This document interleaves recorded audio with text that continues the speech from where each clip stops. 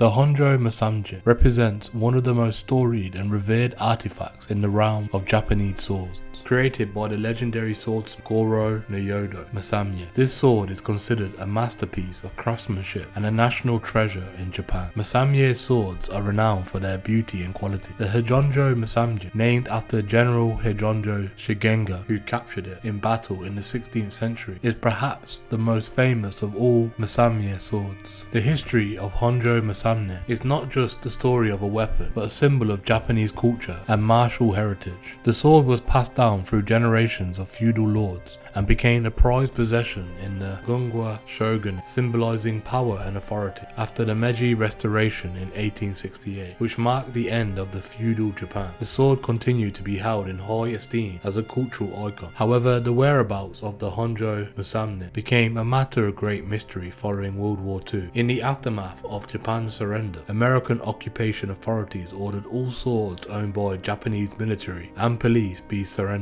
This included family heirloom swords and historically significant pieces. The goal was to prevent the use of swords as weapons in any potential resistant movements, but many swords were also removed as war trophies. According to popular accounts, in 1946, a US serviceman stationed in Japan acquired the Honjō Masamune, among other swords, possibly without understanding its historical and cultural significance. The sword was reportedly turned over to the police station in Majiro, and then at some point it disappeared into the chaos of post-war Japan. The identity of this serviceman and the subsequent chain of custody of the sword remain unknown. Efforts have been made to locate and return Honjō Masamune to Japan, recognizing its immense cultural value and irreplaceable heritage. Various scholars, collectors, and Japanese cultural institutions have been involved in trying to track down the sword, hoping that it might resurface in a private collection, an auction, or possibly be repatriated if found abroad. Despite these efforts, Honjō Masamune remains missing.